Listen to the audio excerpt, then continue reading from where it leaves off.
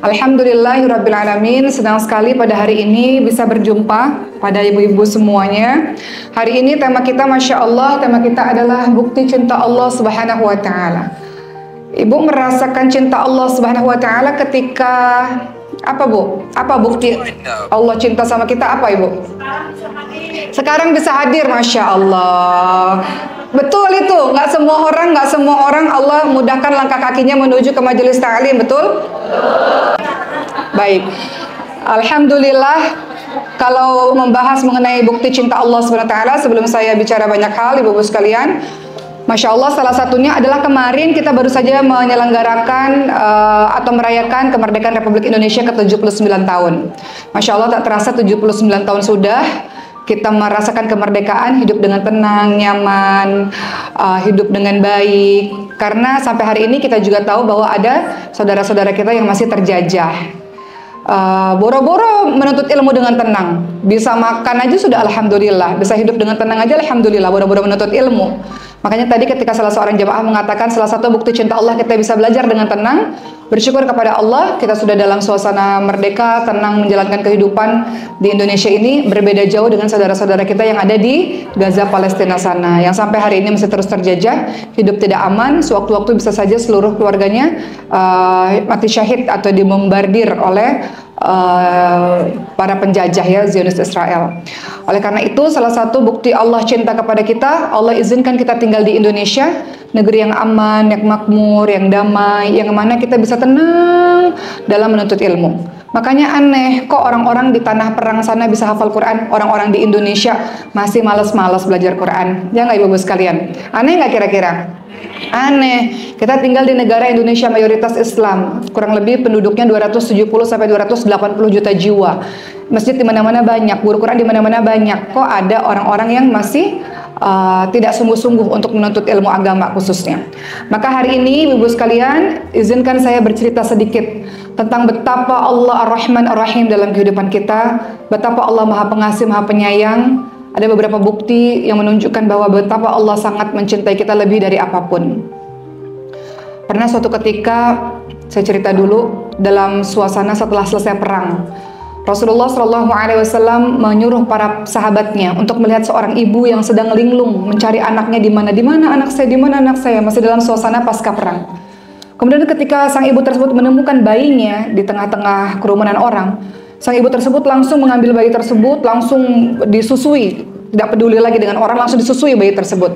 Kata Rasulullah SAW, kalau sekiranya bayi ini dilemparkan ke kobaran api, apa yang terjadi? Tentu saja ibu tersebut tidak akan membiarkan anak yang disayanginya terlempar ke kobaran api. Maka Rasulullah SAW ingatkan pada para sahabat, sebenarnya Allah lebih mencintai makhluknya, ciptaannya, daripada seorang ibu mencintai anaknya. Jadi cintanya Allah itu lebih besar daripada cinta seorang ibu kepada anaknya. Allah juga nggak pengen kok kita masukkan nerakanya Allah Subhanahu wa Ta'ala. Kita sendiri yang memilih jalan itu. Allah sudah kasih cintanya kepada kita. Bukti cinta yang pertama, kita masuk tema pada hari ini. Bukti cintanya Allah pada kita adalah Allah berikan kita Al-Quran. Itu bukti cinta Allah sebagai pedoman dalam kehidupan kita. Dalam surah Al-A'raf 156, Allah Subhanahu wa Ta'ala berfirman, A'udzubillahi minasyaitonirrajim, wa rahmati wasi'at kulla syai'. Rahmat atau kasih sayangku, kata Allah, meliputi segala sesuatu. Salah satu bentuk rahmat Allah, salah satu bentuk kasih sayang Allah adalah Allah berikan kita panduan untuk menjalankan kehidupan ini. Allah nggak biarkan kita sendiri menjalankan kehidupan ini. Allah nggak mau masukkan kita ke neraka Allah Subhanahu wa Ta'ala. Allah kasih panduan supaya kita lihat panduan tersebut, supaya nggak hilang arah, supaya nggak salah jalan. Allah turunkan Al-Quran. Allah tidak mau kita bingung dalam menjalani kehidupan ini. Bayangkan hidup tanpa Quran. Sudah berapa lama kita tinggalkan Al-Quran? Sudah berapa lama nggak sungguh-sungguh bersama Al-Quran? Al-Quran itu pedoman dalam kehidupan kita. Dia sahabat sejati bagi kita. Kelak di hari akhir nanti dia berkata kepada Allah, ibu-ibu sekalian, ya Allah, ridhoilah mereka ini dengan Quran. Ridhoilah mereka ya Allah, karena dia tidak tidur di malam hari, dia baca aku siang malam ya Allah. Ya Allah, selamatkan dia ya Allah. Al-Quran yang mati-matian menjadi hujah, menjadi pembela bagi diri kita. Kita tinggal di negara mayoritas Islam. Guru Quran banyak ibu-ibu sekalian, masjid banyak. Kenapa sampai hari ini masih belum sungguh-sungguh bersama Quran? Harus ada kejadian apa dulu untuk engkau akhirnya bisa kembali kepada Quran. Yang membuat engkau kuat siapa? Quran, ibu-ibu sekalian. Ibu-ibu tahu di Gaza apa yang terjadi di Gaza? Mereka dibius, mereka tidak punya bius ya kan? Mereka tidak punya anestesi. Mereka dioperasi, diamputasi, dijahit, di operasi sesar tanpa bius. Itu semuanya tidak ada biusnya. Maka apa obat mereka? Obat mereka adalah Al-Quran. Al-Quran sumber kekuatan bagi diri kita untuk menjalani kehidupan dunia yang kadang-kadang gak mudah, teman-teman semua. Bukti Allah cinta kepada diri kita adalah Allah berikan Al-Quran untuk engkau pelajari, untuk engkau baca, menjadi petunjuk, menjadi obat bagi dirimu, supaya engkau tidak bingung, supaya engkau tidak lari kemana-mana, supaya engkau tidak bersedih terus-menerus, supaya engkau kuat. Orang-orang Gaza di sana kuat sebab apa? Sebab ada Quran. Walaupun semua hilang pada diri mereka, mereka bisa kuat sebab apa? Sebab Quran. Nah, ini bukti cinta Allah Subhanahu wa taala pada kita. Pertama, saya mau bahas dulu. Cinta Allah kepada kita adalah dengan adanya Al-Quran. Al-Quran yang sudah kita lalaikan selama ini, dia adalah sahabat yang kelak bersaksi di hadapan Allah tentang bagaimana kita memperlakukannya sejauh ini. Apa fungsi Al-Quran dalam kehidupan kita? Fungsi Al-Quran dia sebagai petunjuk. Gak mungkin kita bisa menjalankan kehidupan ini dengan terarah tanpa adanya Al-Quran. Gak mungkin. Semua kesulitan hidup jawabannya ada di Quran.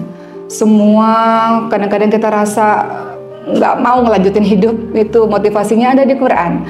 Quran memberikan kita semangat untuk terus melanjutkan hidup kita dengan sebaik-baiknya. Al-Quran sebagai petunjuk dalam surah Al-Baqarah 185, Allah Subhanahu wa taala berfirman, A'udzubillahi minasyaitonirrajim, syahrul ramadhan alladzi unzila fihi al-Qur'an hudan lin-nasi wa bayyinatin minal huda wal furqan. Beberapa hari yang ditentukan itu ialah bulan Ramadan, bulan yang diturunkannya permulaan Al-Quran, petunjuk untuk manusia, petunjuk untuk dirimu. Kau nggak mungkin nyasar, nggak mungkin kehilangan arah, bingung, nggak mungkin kau akan bingung. Al-Quran berisi penjelasan-penjelasan mengenai petunjuk itu dan pembeda antara yang hak dan yang batil. Semua permasalahan kehidupanmu jawabannya ada di Al-Quran. Ada di Al-Quran. Quran tidak hanya sekedar menjadi petunjuk bagi dirimu, dia juga menjadi obat. Dalam hidup ini kita banyak sakitnya, teman-teman semua. Kadang-kadang sakit secara fisik, ada di antara kita yang Allah uji dengan sakit, obatnya Quran. Sakit secara hati, hati kita sempit, hati kita merasa gelisah, hati kita merasa tidak tenang, obatnya adalah Quran. Obat dari berbagai macam sihir. Ketika orang-orang dengki kepada kita, mereka mengirimkan sihir atau dengan pandangan mata dengki, mereka bisa mencelakakan kita, obatnya adalah Quran. Dalam surah Al-Isra ayat ke-82 Allah menerangkan bahwa Al-Quran adalah asy-syifa. Kata Allah Subhanahu wa taala, A'udzubillahi minasyaitonirrajim, wa nunazzilu minal Qur'ani ma huwa syifaa'un wa rahmatul lil mu'minin wa la yazidudz zalimina illa khasara. Dan kami turunkan Al-Quran yang menjadi obat. Quran itu obat. Engkau cari obat kemana? Obatnya itu ada di Al-Quran. Al-Quran Allah turunkan untuk menjadi obat dan rahmat bagi orang-orang yang beriman. Dan Al-Quran tidaklah menambah kepada orang-orang yang zalim selain kerugian.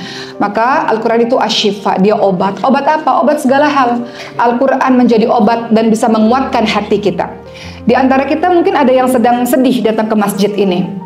Ada yang sedang bahagia, alhamdulillah. Tapi ada yang sedih, membawa persoalan-persoalan kehidupannya datang ke masjid, ingin menenteramkan hati, ingin dengar kajian-kajian ilmu, ingin menyebut nama Allah, ingin berzikir kepada Allah Subhanahu wa taala. Dan majelis ilmu memang kata Rasulullah SAW akan menenteramkan hatimu.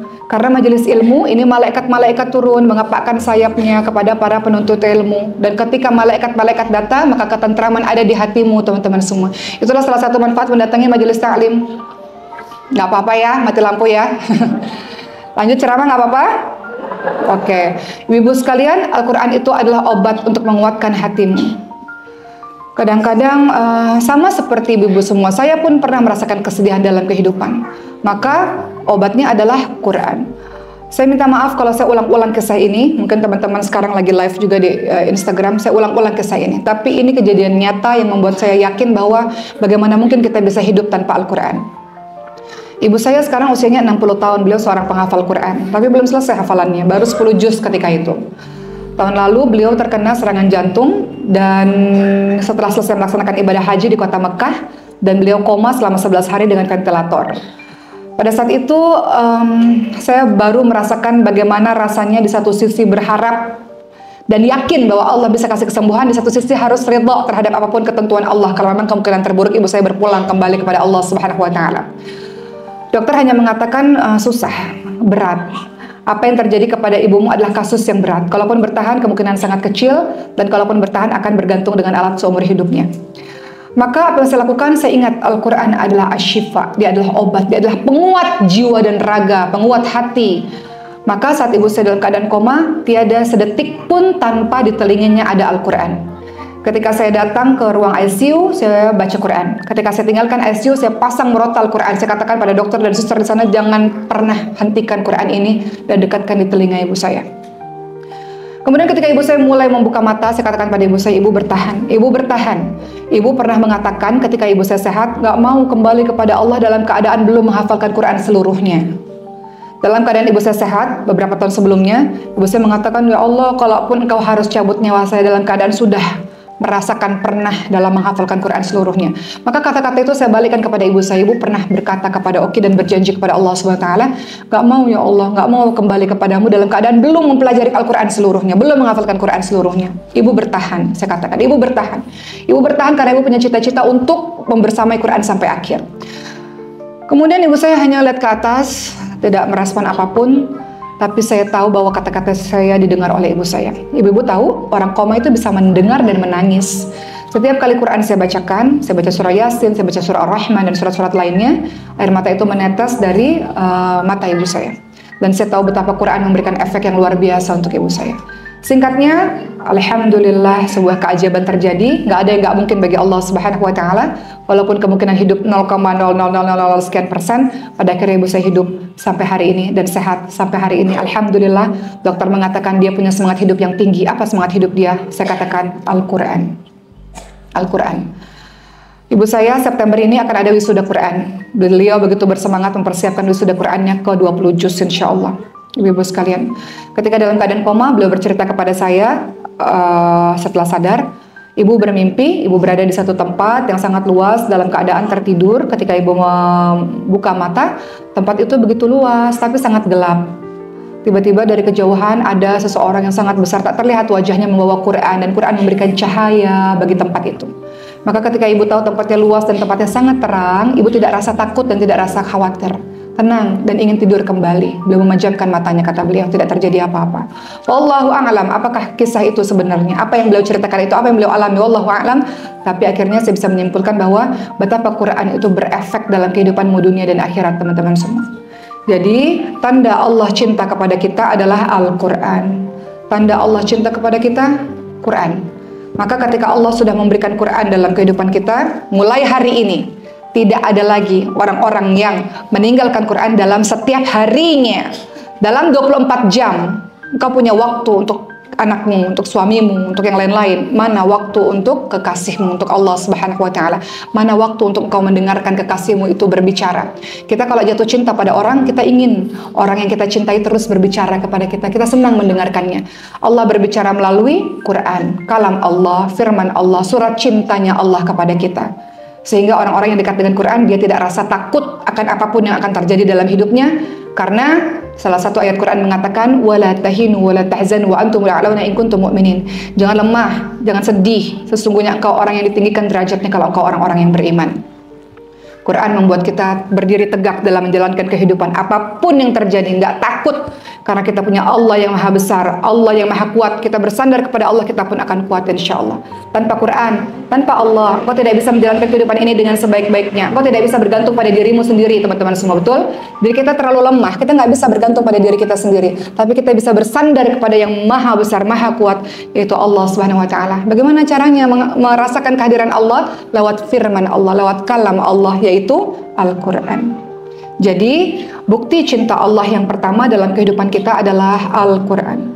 5 cara mendekati Al-Quran adalah: pertama, engkau baca Quran. Baca kata Allah SWT, warattilil Qur'ana tartila. Baca dengan tartil, Muzammil ayat 4. Baca dengan sungguh-sungguh, baca dan belajar betul-betul, baca dengan tajwidnya yang benar, makharijul huruf yang benar, sifat-sifat huruf yang benar, baca dengan baik dan benar.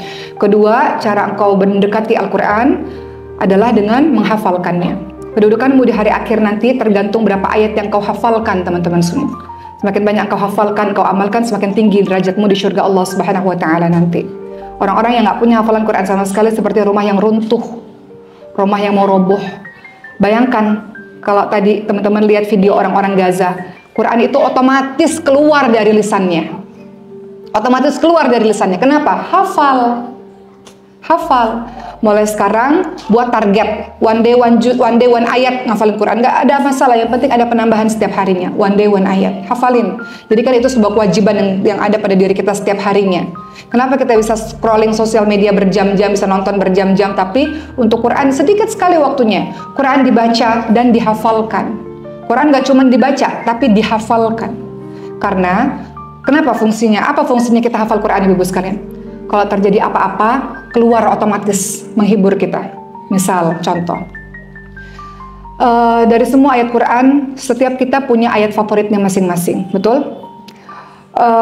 Saya selalu bilang juga dalam ceramah-ceramah saya, kadang-kadang kalau kita mendapati satu hal dalam kehidupan kita, kita rasa nggak mau ini terjadi, ya Allah. Kalau saya boleh milih, saya nggak pengen anak saya punya kelainan langka. Anak saya punya kelainan langka, ibu-ibu sekalian. Ada sindrom. 1/30.000 anak-anak di dunia ini. Kalau saya boleh milih, saya nggak pengen ayah saya meninggal dunia. Kalau saya boleh milih, saya pengen ibu saya nggak sakit autoimun sampai hari ini berbelas-belas tahun.